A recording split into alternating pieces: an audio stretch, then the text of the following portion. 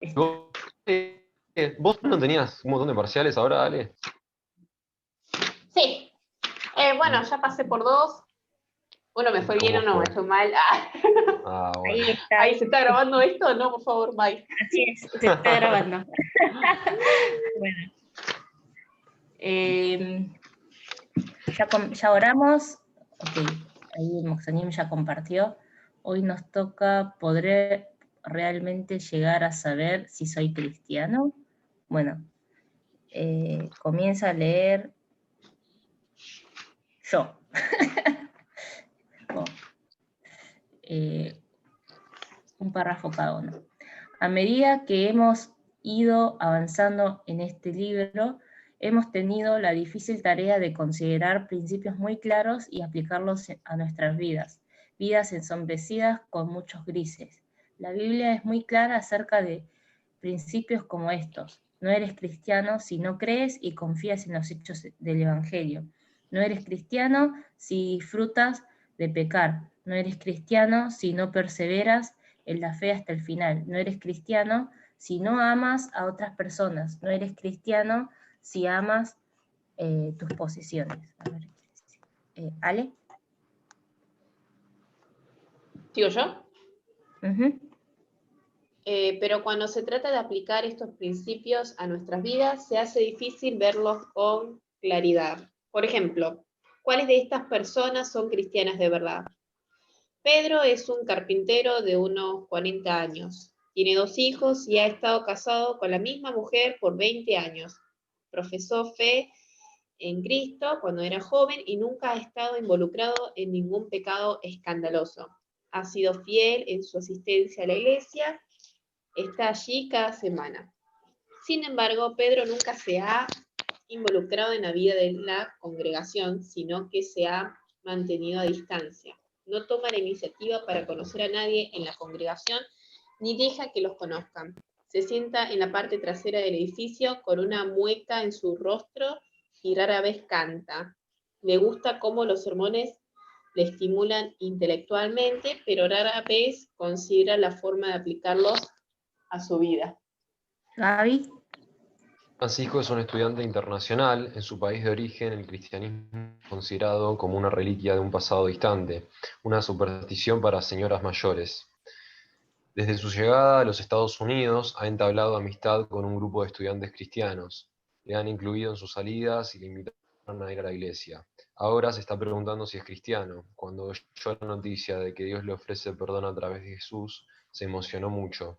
Vive resistiendo al pecado y confiando cada vez más en Jesús, pero todavía tiene serias dudas de si algunos de los acontecimientos descritos en la Biblia realmente sucedieron.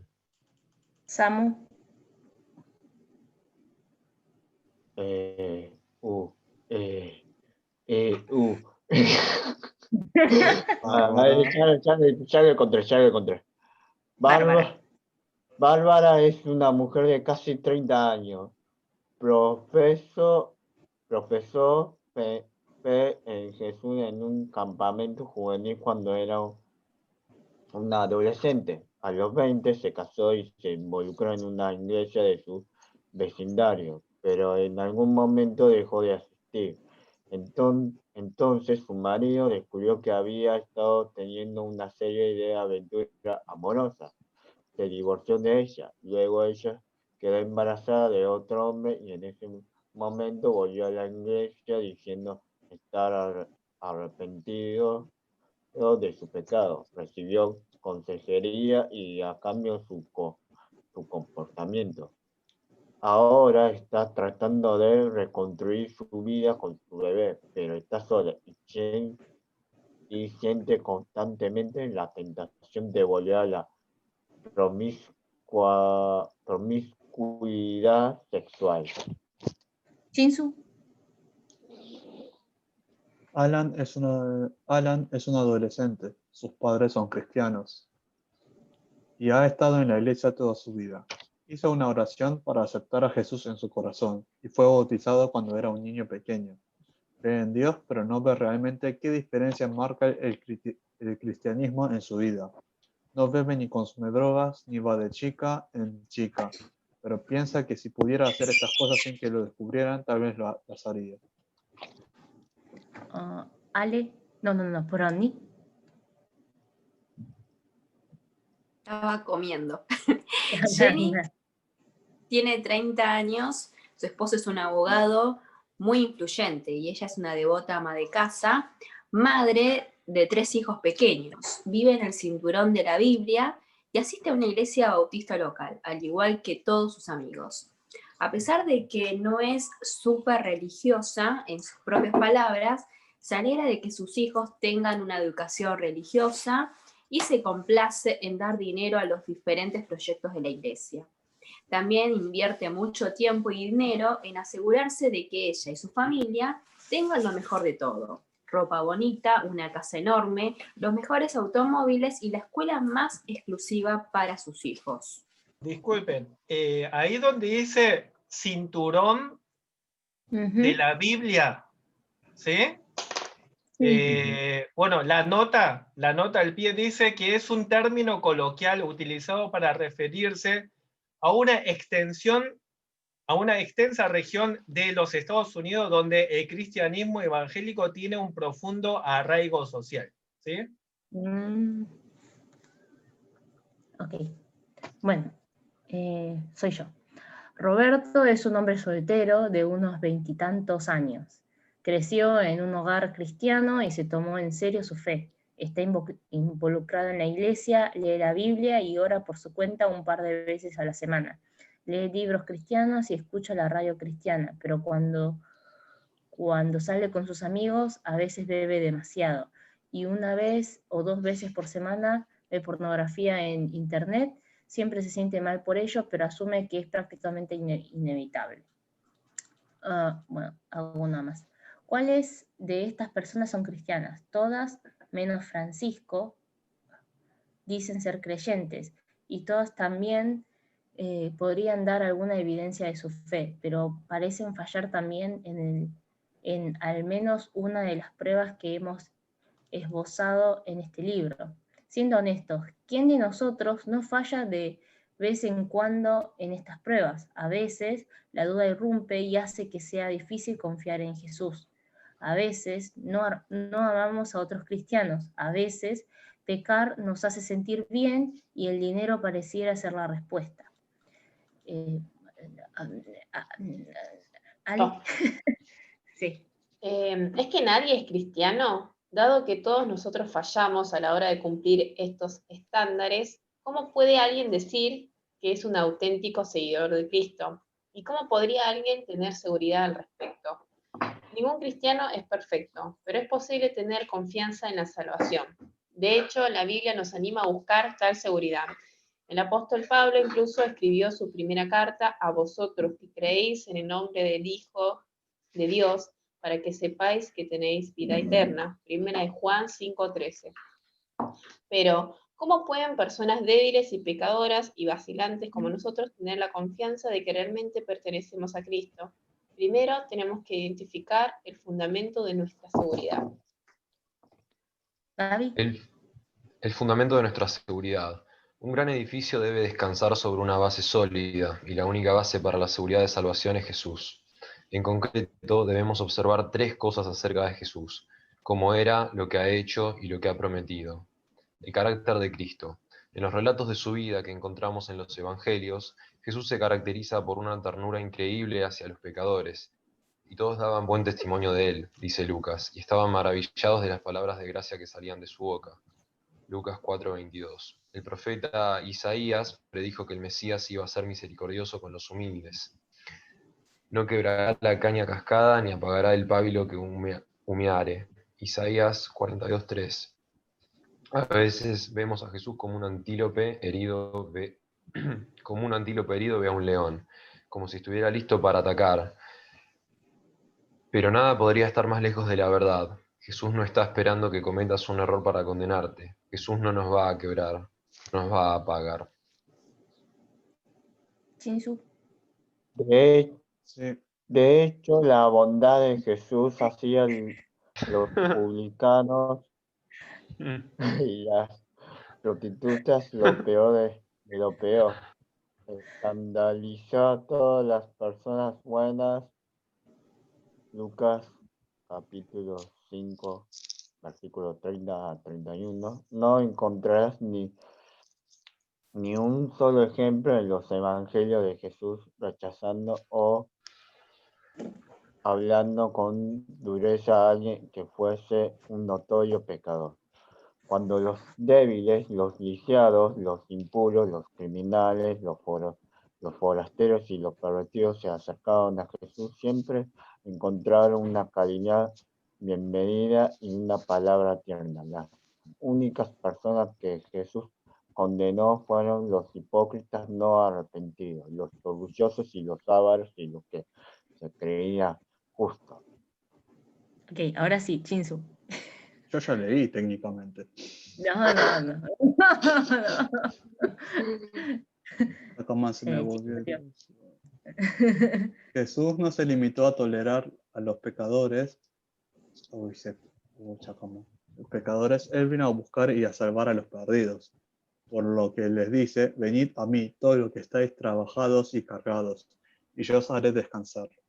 Llevad mi yugo sobre vosotros, y aprended de mí, que soy manso y humilde de corazón, y hallaréis descanso para vuestras almas, porque mi yugo es fácil y ligera mi carga. Mateos 11, 28 a 30. Cuando venimos a Jesús, no lo encontramos severo y difícil de complacer. Al contrario, es amable con los débiles, rápido para perdonar todos nuestros pecados y restaurarnos. La confianza que podemos tener como pecadores descansa en el hecho de que Jesús es muy misericordioso, paciente y tolerante. Poroni. La obra completa de Cristo. Nuestra confianza también puede descansar sobre la base de la obra terminada de Cristo. Recuerda, nunca podríamos agradar a Dios ni siquiera con nuestros mejores intentos de obediencia. Según el autor de Hebreos, podemos tener seguridad ante Dios porque Jesús murió y resucitó y está sentado en el cielo. Así que, hermanos, teniendo libertad para entrar en el lugar santísimo por la sangre de Jesucristo, por el camino nuevo y vivo que Él nos abrió a través del velo, esto es de su carne, y teniendo un gran sacerdote sobre la casa de Dios, acerquémonos con corazón sincero, en plena certidumbre de fe, purificados los corazones de mala conciencia y lavados los cuerpos con agua pura. Hebreos 10, 19 al 22. Sigo yo. Cuando venimos a Cristo, Él nos limpia completamente de nuestro pecado. Su justicia perfecta pasa a ser nuestra. Él cargó toda nuestra maldad en sí mismo. 2 Corintios 5:21. Antes no podíamos acercarnos a Dios, a un Dios santo, a causa de nuestro pecado. Ahora podemos tener la confianza de que Dios nos acepta y nos ama por lo que Jesús hizo por nosotros. Las promesas de Cristo. El carácter y la obra de Jesús se materializan a través de las promesas que hace a los pecadores, y estas promesas son también una base para nuestra seguridad. He aquí una primera promesa de Jesús. Todo lo que el Padre me da vendrá a mí, y al que a mí viene no le echo fuera. Juan 6:37. Los cristianos son aquellos que Dios el Padre ha dado al Hijo, pero nunca deberíamos pensar que tal vez no estoy en ese grupo de personas, por lo que Jesús me va a rechazar cuando vaya a Él. No, el Salvador nos dice que Él nunca echará fuera a ninguno que acuda a Él. No tenemos que temer que nuestro pecado o indignidad le hará apartarse de nosotros. ¿Ale? Más bien, hay una segunda promesa para los pecadores como tú y yo. Si confesamos nuestros pecados, Él es fiel y justo para perdonar nuestros pecados y limpiarnos de toda maldad. Primera de Juan 1:9. Sin Cristo, nuestro pecado nos separa de Dios. Pero Cristo es fiel para perdonarnos y limpiarnos si se lo pedimos. Y si le pedimos, obtenemos una tercera promesa. Ni la muerte, ni la vida, ni los ángeles, ni principados, ni potestades, ni lo presente, ni lo porvenir, ni lo alto, ni lo profundo, ni ninguna otra cosa creada nos podrá separar del amor de Dios que es en Cristo Jesús, Señor nuestro. Romanos 8, 38 al 39. Todas las promesas de Dios acerca de la gracia, la misericordia y el perdón pueden ser nuestras si vamos a Cristo. Son suyas y nos la da. 2 Corintios 1:20. Gaby. Así que, incluso si nos fijamos en nuestras propias vidas para ver si la evidencia de la fe verdadera están presentes, no debemos imaginar ni por un momento que nuestra confianza puede descansar en lo que nosotros hemos hecho. Recuerda las palabras de Jesús que consideramos al comienzo de este libro. No todo el que me dice Señor, Señor entrará en el reino de los cielos, sino el que hace la voluntad de mi Padre que está en los cielos. Muchos me dirán en aquel día, Señor, Señor, ¿no profetizamos en tu nombre, y en tu nombre echamos fuera demonios, y en tu nombre hicimos muchos milagros? Y entonces les declararé, nunca os conocí, apartaos de mí, hacedores de maldad. Mateo 7, 21 a 23. Shinsu. Fíjate dónde estas personas engañadas depositaron su confianza. Estaban considerando su propio currículum de los religiosos, lo cual es comprensible. Habían echado fuera demonios, habían profetizado y habían hecho milagros portentosos. Por ello, su seguridad estaba arraigada en sus buenas obras. Pero al final, nadie podrá acumular un currículum suficiente para agradar a Dios y generar confianza. Más bien, nuestra única esperanza es que Jesús ha prometido salvación a todo aquel que se arrepienta de su pecado y confía en él. En el día final, el pueblo de Dios tendrá un testimonio como el del ex traficante de esclavos John Newton. Mi memoria está desapareciendo ya, pero recuerdo dos cosas: que soy un gran pecador y que Cristo es un gran Salvador. Samu. No podemos construir nuestra seguridad de salvación en ningún otro fundamento que no sea la grandeza y la bondad de Cristo. El gran teólogo escocés John Murray lo expresó así: la fe y el amor del creyente tienen su flujo y reflujo. Están sujetos a todo tipo de fluctuación, pero la seguridad del creyente descansa en la fidelidad de Dios. Es sobre la determinación y la estabilidad de las dádivas de Dios que nuestros corazones deben descansar si no queremos ser arrastrados por los ánimos o temperaturas fluctuantes de nuestra propia experiencia. ¿Cómo puedo estar seguro? Sobre este firme fundamento estamos listos para considerar qué es lo que da seguridad a los creyentes para saber que son verdaderamente cristianos. Permíteme sugerir 4 cosas que nos pueden dar la confianza de que pertenecemos a Dios. Poroni. Fe en Cristo hoy. En primer lugar, debemos tener fe en Cristo hoy. El autor de Hebreos quería que sus lectores estuvieran seguros de que su fe era genuina, por lo que escribe, porque somos hechos participantes de Cristo, con tal que retengamos firme hasta el fin nuestra confianza del principio, Hebreos 3:14. Más tarde les dice que pueden tener una esperanza ciertísima en Jesús, pero deben perseverar en la fe y en la paciencia. Pero deseamos que cada uno de vosotros muestre la misma solicitud hasta el fin, para plena certeza de la esperanza, a fin de que no os hagáis perezosos, sino imitadores de aquellos que por la fe y la paciencia heredan las promesas. Hebreos 6, 11 al 12. Es decir, heredamos las promesas perseverando pacientemente en nuestra fe. Sigo yo. Pablo dijo algo similar a los colosenses. Les dijo que podían tener confianza en su salvación si en verdad permanecéis fundados y firmes en la fe y sin moveros de la esperanza del evangelio que habéis oído. Colosenses 1:23. Como vimos en el capítulo 5, un verdadero cristiano persevera en la fe. Por lo tanto, la pregunta importante no es ¿profesé fe en Cristo en el pasado?, sino ¿Estoy confiando en Cristo hoy para mi salvación? Si tienes que recordar algún evento pasado lejano para probar que tienes interés en Cristo, deberías preguntarte si has sido salvado de verdad. Pero si has seguido confiando en Cristo a lo largo del tiempo, tienes razones para tener esperanza en tu salvación. ¿Estás luchando con las dudas? Entonces deja de pensar en ti mismo, dirige los ojos de tu corazón hacia Él y confía en Él. Hazlo ahora mismo.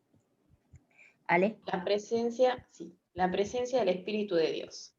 La presencia del Espíritu Santo en nuestras vidas es otro indicio firme de que somos hijos de Dios. Los cristianos tienen el Espíritu Santo morando en ellos. Los incrédulos no.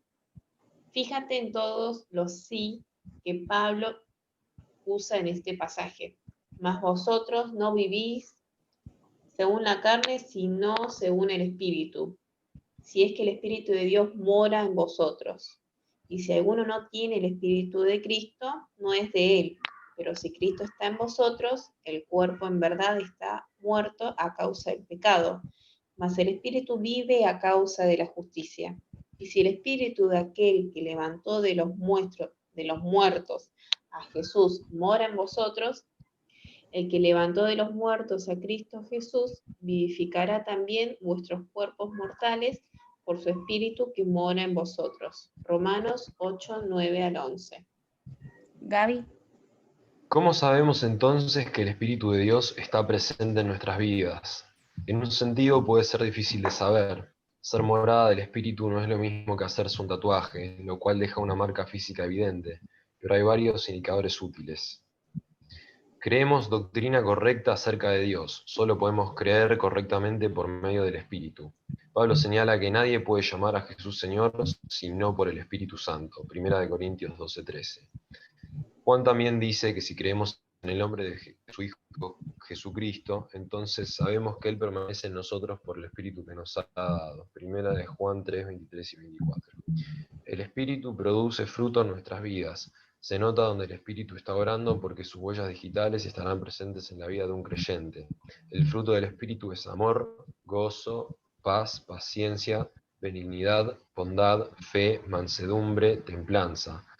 Los que son de Cristo han crucificado a la carne con sus pasiones y deseos. Gálatas, capítulo 5, 22 y 24. El Espíritu de Dios también nos da testimonio de que somos hijos de Dios.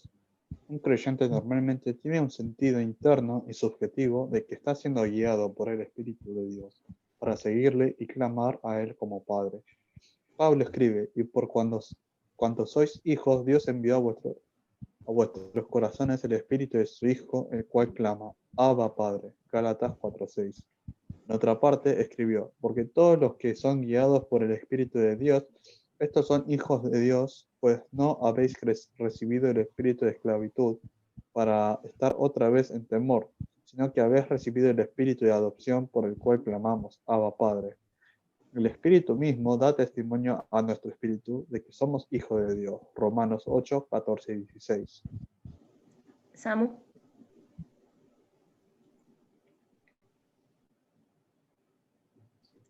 Samu, estás con el micrófono apagado. No pasa nada. Tengo que dar de vuelta. Obediencia a la palabra de Dios. Un tercer asunto que nos da confianza en nuestra salvación es nuestra obediencia a la palabra de Dios. Como vimos en el capítulo 4, la presencia del pecado desenfrenado en nuestra vida debería provocar que examinemos si somos realmente cristianos. En contraste, la presencia del fruto del Espíritu Santo, véase arriba, debería animarnos sabiendo que pertenecemos a Dios. Si amamos a Jesús, guardaremos sus mandamientos. Juan capítulo 14, versículo 15. Al igual que David, seremos capaces de decir que la palabra de Dios no es una carga, sino que es dulce como la miel. Salmos 19, versículo 10. De nuevo, es importante recordar que no deberíamos imaginarnos que siempre guardaremos perfectamente la ley de Dios o que exhibiremos el fruto del Espíritu en el mundo sin fallar jamás. Más bien, se trata de una cuestión de trayectoria en nuestra vida. Y las personas que te conocen bien dirían que te caracteriza por obedecer a Dios. Deberías examinar tu actitud diaria hacia la palabra de Dios. Generalmente ves la sabiduría de la ley de Dios. ¿Te deleitas en obedecerle? Incluso ahora, ¿cuál es tu actitud hacia este simple ejercicio? La Biblia nos dice que debemos examinarnos y estar seguros de nuestro llamado. ¿Haces esto o das por sentado tu salvación sin más? Poroni. Un patrón de crecimiento en el tiempo. En cuarto y último lugar, un creyente debe buscar un patrón de crecimiento en madurez espiritual a través del tiempo. La autenticidad de nuestra fe está marcada no tanto por nuestra madurez espiritual actual, sino por el patrón general de nuestras vidas. En cualquier momento, uno puede sentirse empantanado en el pecado, cansado y luchando para crecer. Tal vez has estado perdiendo la paciencia con tus hijos últimamente, o has tenido una actitud irrespetuosa hacia tu jefe. Sabes que esto está mal, pero parece que no puedes controlar esta área de tu vida. ¿Esto quiere decir que no eres cristiano? No necesariamente. Para obtener una buena lectura de tu condición espiritual, mira el panorama general. ¿Has visto algún crecimiento en tu vida en estas áreas? Incluso si estás decepcionado de ti mismo en este momento, ¿puedes ver algunas cosas de las que has cambiado y madurado en los últimos 5 años? ¿Sigo? Sí, una vez escuché... ¿Sigo o no escuché justo? Sí, una más. Una vez escuché una ilustración muy útil acerca de la vida cristiana por parte del profesor de consejería David Paulison. Dijo que el patrón de la vida cristiana y el crecimiento es como un yo-yo, arriba y abajo, arriba y abajo. Esto es bastante deprimente, pero también muy cierto. Un día me siento como si hubiera vencido el pecado, al día siguiente me siento como si estuviera de vuelta al principio. Sigo yo. Pero hay más, dijo Paulison. El patrón de la vida cristiana y el crecimiento puede ser como un yo-yo, pero es un yo-yo en las manos de alguien que está subiendo unas escaleras. Esta imagen es mucho más alentadora.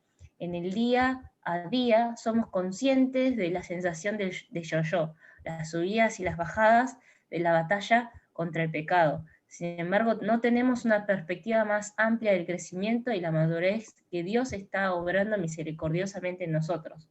Nos está subiendo por las escaleras. Incluso nuestros puntos bajos de ahora son más altos que los puntos altos de antes.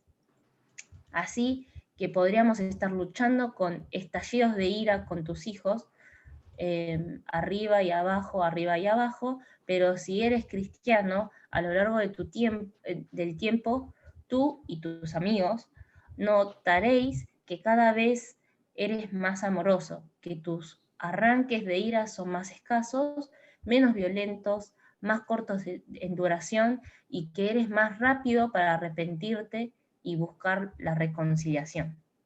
Ale. ¿Y qué pasa si no soy cristiano? John Wesley fue un ministro anglicano y el hijo de un ministro anglicano. En 1738 era muy conocido en Inglaterra por su piedad y su enfoque riguroso y metódico a su religión. No era, sin embargo, cristiano. Él mismo reconoció que estaba confiando en su propia bondad para ganar el favor de Dios. Pensó que sus méritos religiosos le harían justo ante Dios. Entonces, un día de mayo, justo después de que Wesley había regresado de un fracasado viaje misionero en América, tuvo una experiencia que le hizo entender la gracia de Dios escribió en su diario: en la noche fui de muy mala gana a una reunión, en la calle Andersgate, donde alguien estaba leyendo el prefacio de Lutero a la epístola a los romanos. Sobre un cuarto para las 9, mientras que el líder describía el cambio que Dios obra en el corazón mediante la fe en Cristo, sentí un calor extraño en mi corazón. Sentí que confiaba en Cristo, solo en Cristo, para mi salvación, y con ello obtuve la seguridad de que Él había quitado mis pecados, incluso los míos, y que me había salvado de la ley del pecado y de la muerte. Sí, sigo yo. Espero que hayas sentido el mismo calor en el corazón, la misma seguridad de que Cristo ha quitado tus pecados. Es mi oración que este libro haya tenido uno de dos efectos en ti, dependiendo de tu situación actual ante Dios. Si eres un cristiano genuino, espero que este libro haya sido un ejercicio útil para que prestes atención al llamado bíblico de examinarte a ti mismo y asegurar tu vocación y elección. Oro para que estés más seguro del amor de Dios para ti y más sorprendido por cómo te ha cambiado y moldeado con su maravillosa salvación.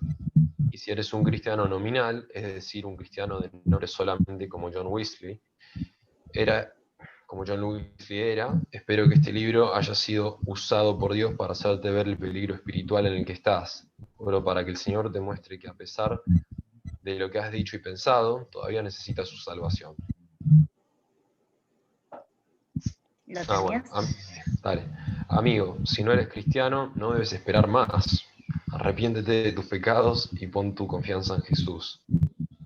Lo encontrarás listo para salvarte. Aquí. Moxani.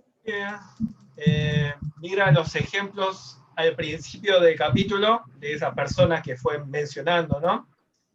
¿En qué basan estas personas la seguridad de su salvación? ¿Qué es preocupante en sus vidas? ¿Se acuerdan que estuvo mencionando a un tal Pedro, Bárbara, etcétera, ¿no? ¿En qué podría decir que se basaban en la seguridad de ellos?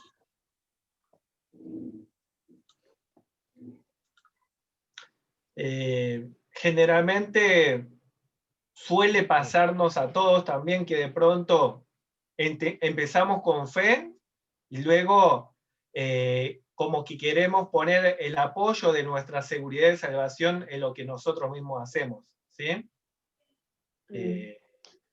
Y bueno, esto es algo con lo cual siempre tenemos que estar luchando y volver siempre a la base, al fundamento de dónde se sustenta nuestra salvación. ¿Cómo pueden personas imperfectas llegar a saber si realmente son salvas? Nuevamente, ¿no? Que nuestra salvación no está fundamentada en nuestra perfección, ¿sí? ¿Por qué la confianza de nuestra salvación debe estar arraigada en el carácter, la obra y las promesas de Jesús? ¿Qué pasa si solo nos fijamos en nuestras propias obras y actitudes para tener seguridad de salvación?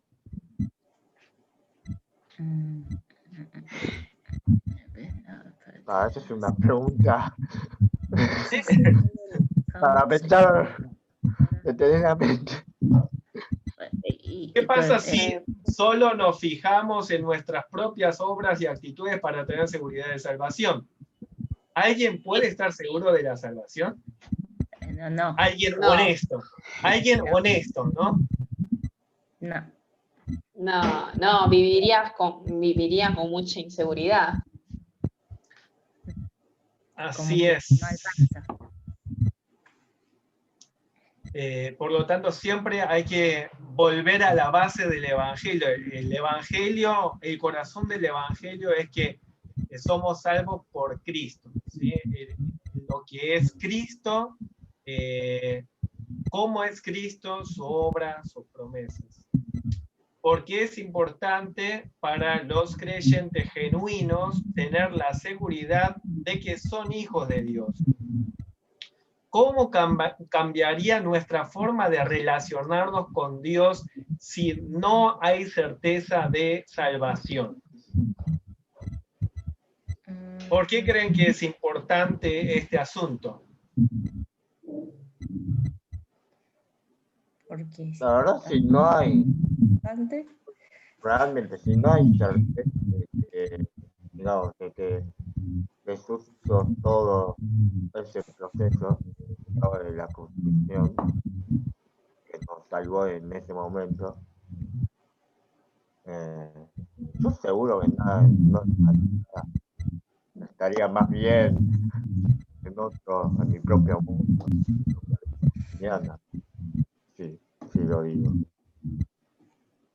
Si no hay esa palabra de salvación, no estarías creciendo plenamente. De hecho, saben que hay muchos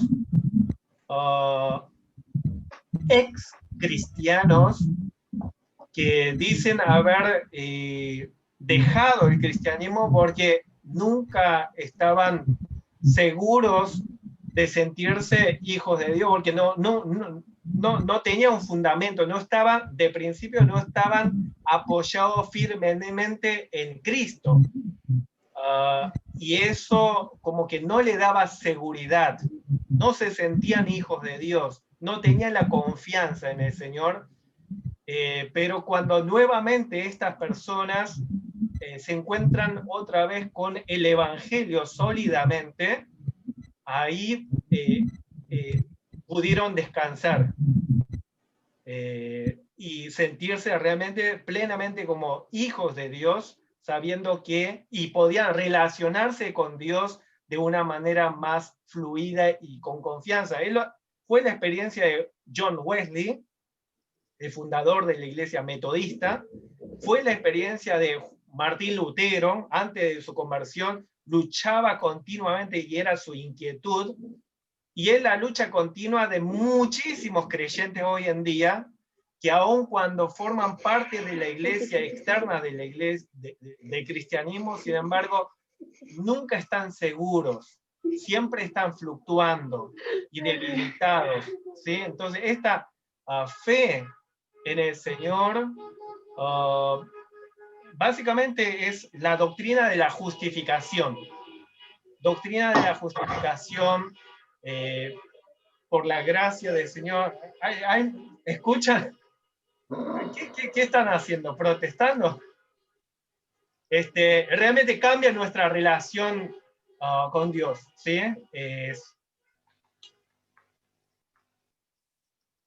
Entonces, se nos invita, ¿no? Confiesa a Dios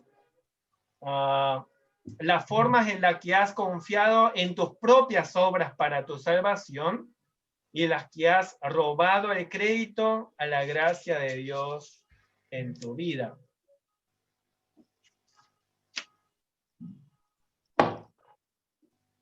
La idea después de este estudio es que cada uno en su casa, en el lugar donde se encuentre, realmente pueda confesar y estar orando, ¿no?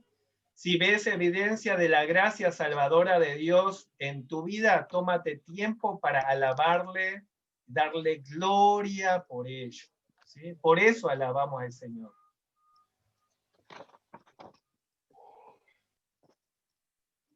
Lee Colosenses 2, 13 y 14. Y a vosotros, estando muertos en pecados y en la incircuncisión de vuestra carne, os dio vida juntamente con él, perdonándoos todos los pecados, anulando el acta de los decretos que había contra nosotros, que nos era contraria, quitándola de en medio y clavándola en la cruz. Otra vez, esto es el corazón del Evangelio. La obra de Cristo significa que nosotros, los que alguna vez estuvimos muertos en nuestros pecados, estamos ahora vivos. Jesús tomó todo nuestro pecado y culpa y los clavó en la cruz. No hay nada que necesitemos hacer para ganar este perdón. Es un regalo gratuito de Dios a todos los que confían en Jesús. Bueno, ¿alguna pregunta hasta acá o alguna observación, comentario que quieran hacer? ¿Todo se entendió todo?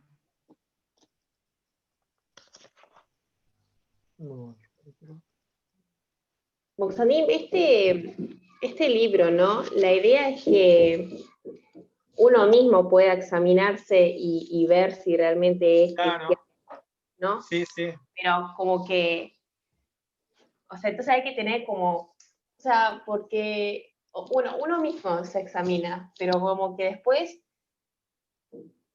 uno suele como estar mirando a la otra persona o al que tiene al lado y decir, ay, ¿será cristiano? ¿Será no? Y, bueno, póngale un ejemplo, ¿no? Que yo digo, bueno, o por ejemplo, con Comparar. las relaciones que dice no tenés que estar con alguien de un yugo desigual, o sea, tiene que ser cristiano. ¿Y uno cómo puede entonces juzgar o saber discernir que uno es cristiano o no de verdad?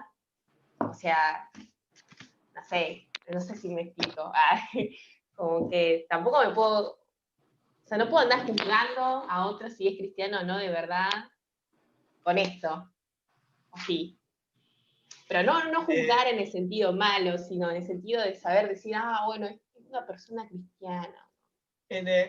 O sea, básicamente la idea es que uno mismo se examine, ¿sí? Pero como lo vimos en sermones anteriores, y a través de toda la enseñanza general de la Escritura, hay cierto grado en el que como iglesia y como creyente tenemos que tener discernimiento, ¿sí? Pero ese discernimiento a la hora de evangelizar no es con la intención de hacer que la persona se sienta mal, sino hacerle ver que necesita de la gracia de Dios y que como con un libro como este,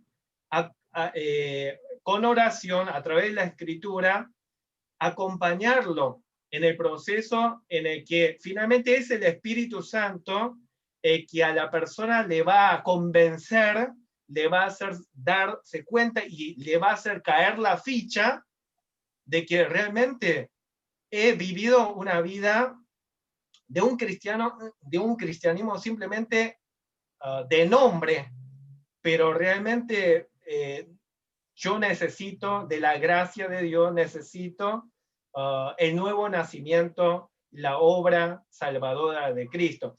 En definitiva, es el Espíritu Santo que va a hacer este llamado sobre las personas que no sean cristianos de verdad y simplemente estén practicando un cristianismo, ¿sí? Pero en ese proceso que es el Espíritu Santo que lo hace, te usa a vos, me usa a mí, usa la predicación. Pero siempre con en nosotros tenemos que cumplir esta tarea con mucho tacto, mucha sensibilidad, y lo que nos debe mover no es la idea de condenar, sino de ayudar a una persona para la salvación. Después, si bien este libro no trata mucho, o no sé, más adelante quizás, pero hay un elemento que caracteriza a la iglesia que se llama disciplina, ¿sí? Entonces, en una iglesia normal, cuando ven vidas escandalosas de ciertos cristianos, y más cuando se trata de funcionarios que están a cargo de autoridad en la iglesia, toman esta medida disciplinatoria en donde le hace ver a la persona que está mal, y si la persona no quiere arrepentirse, no quiere reconocer, la iglesia tiene la herramienta extrema de la excomunión o la expulsión, pero con la idea de que si se trata de una persona con esperanza de arrepentimiento, se va a dar cuenta. El Espíritu Santo le va a usar aún esa situación para hacerle saber que debe arrepentirse, para que haya una restauración. Y esto es importante para mantener la pureza de una iglesia y también para ayudar en la restauración de una persona. Porque una persona que está abierta y escandalosamente en pecado y no quiere reconocer, realmente se hace, no solamente daña el honor de Cristo, mancha la iglesia, sino que se hace daño a sí mismo porque se está creyendo que es un cristiano cuando realmente no muestra evidencia de un cristiano verdadero, ¿sí? Y si lo es, si es un cristiano verdadero, todas las medidas estas van a tener que servirle para llevarlo a ser humilde, a arrepentirse y luego ser restaurado. Jesucristo mismo dice, por sus frutos los conoceré. Al decir eso, nos está dando a nosotros también cierta norma en la Escritura para darnos cuenta quién es de verdad y quién no. Pero la idea básica y principal, como lo vimos en el sermón anterior, antes de querer ayudar al hermano, primero hay que sacarse la viga que tenga en el propio ojo.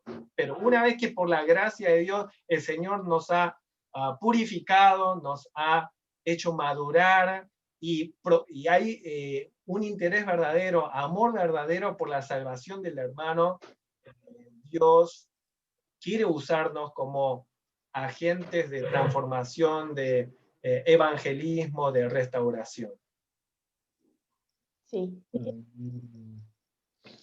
¿Sabe que a mí me llamó, no sé si tiene que ver con el tema mucho, pero me llama la atención, hay mucha gente que uno ve y que dice, wow, su ética, su moral es como, pareciera muy cristiano, o sea, es muy buena persona, pareciera, o sea, que es bueno, o sea, se nota que es buena la persona.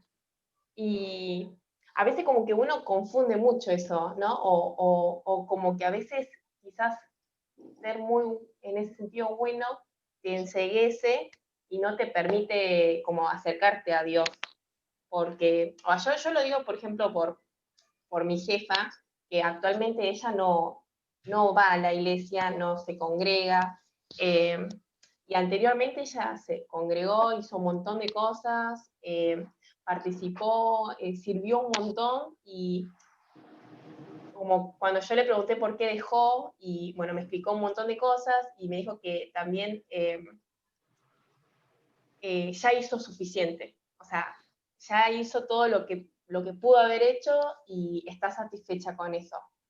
Y en la vida cotidiana yo la veo y es como que es un corazón re bueno lo que tiene ella, y es re linda, muy buena.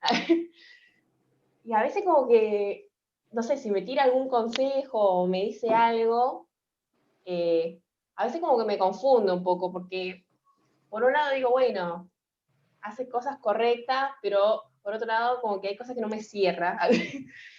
Y me llama la atención cómo aún así, tipo, hay mucha gente que tiene muy buena moral, a pesar de que quizás, no sé si me explico. Entonces a veces como que no sé.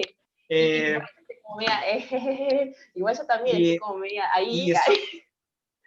Justamente son las personas más difíciles de evangelizar a veces porque no se consideran como que necesitan de Cristo. Ya con su propia moral son tan buenos que no ven la necesidad de que un Salvador los rescate de algún pecado, pero la idea básica, importantísimo, a la hora de evangelizar o de ayudar a alguien a acercarse a Cristo, es que todo ser humano en este mundo son pecadores, no importa la apariencia que tenga. y esta es la doctrina básica que se llama depravación total del ser humano. Una vez que Adán y Eva pecaron, la humanidad entera cayó y eso afectó la totalidad. Entonces, por ejemplo, Nicodemo. En la Biblia vemos a Nicodemo, ¿sí? Y una persona no es escandaloso en su inmoralidad, todo lo contrario. Sin embargo, Jesucristo, ¿qué le dice? Te es necesario nacer de nuevo. En la situación que se encuentra, no va ni siquiera a ver el reino de Dios.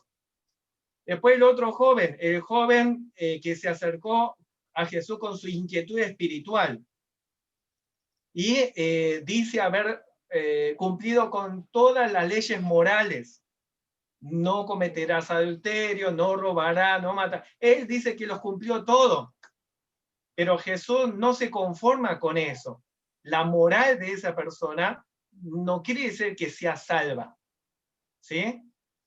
Y Jesús le pidió una cosa, te falta.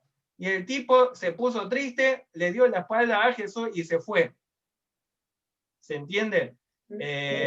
Una de las doctrinas básicas que nosotros tenemos que saber es que todo ser humano, no importa que tenga apariencia de religioso, de moralmente muy limpio, eso no significa nada con la salvación.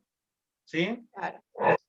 En todo caso, muchos reformadores, teólogos, han explicado la moralidad del ser humano a través de lo que es la gracia común, que Claro. es esa gracia general de Dios que imparte en todo ser humano y que el ser humano, si bien es un ser humano caído, todavía conserva lo que es la imagen de Dios, ¿sí? No es salvo, ¿sí? Sin embargo, tiene, al ser creado a imagen y semejanza de Dios, Dios le implantó en la conciencia de todo ser humano una noción de lo que está bien y de lo que está mal, ¿sí? Y se mueven bajo esa norma que está grabado en su conciencia, pero no tiene que ver con la salvación, ¿sí? Claro. O sea, Dios creó a todos los seres humanos a su imagen y semejanza, no solo, digamos, no solo a los que apartó como hijos suyos. Claro, pero, o sea, esa creación a su imagen y semejanza es la creación original, ¿sí?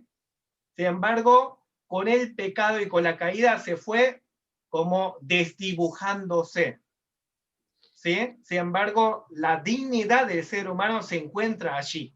La conciencia de lo que está bien y el mal se encuentra allí, por haber sido creado como imagen y semejanza de Dios, ¿sí?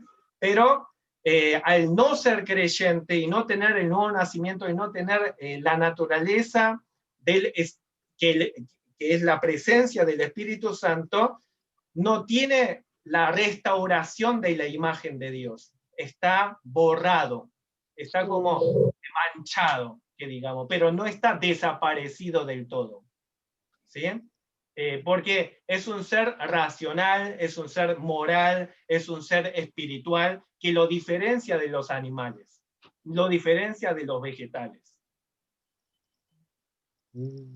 Bueno, menos mal entonces que está la gracia común, porque si no estaríamos peor todavía. Claro, sí, es la gracia común que hace que este mundo sea sobrellevadero, a pesar de la caída. Sin embargo, mucho cuidado, el hecho de que reconozcamos que es la gracia común de Dios que hace que esta vida sea sobrellevadera y que aún los incrédulos tengan algo de moralidad, esto no debería generar en nosotros un sentido de relajación, como que, entonces no es necesario evangelizar. No, nada que ver,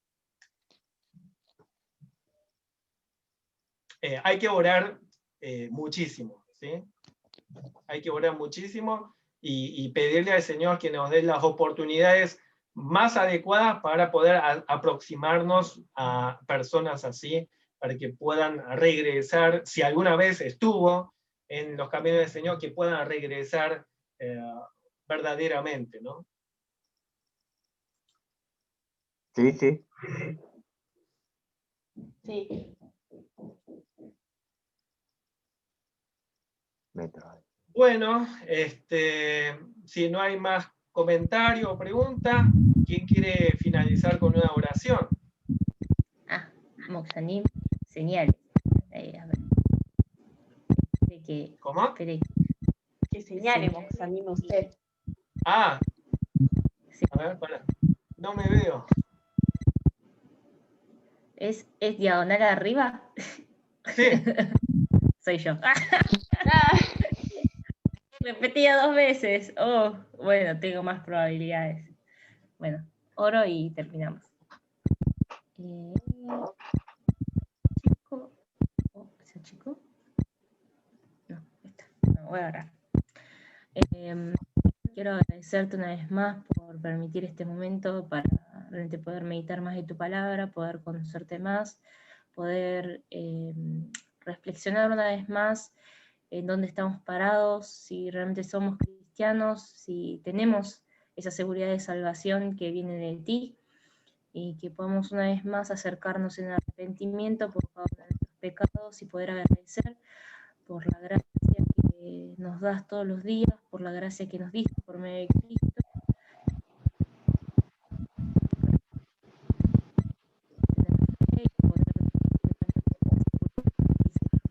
Yo quiero agradecerte porque cada día más nos desafías para poder crecer en ti, nos desafías para realmente poder asemejarnos a ti y realmente crecer nuestro anhelo de querer conocerte más, de querer reflejarte en nuestras vidas de forma verdadera, y te agradezco porque cada día más podemos conocerte de forma mucho más profunda.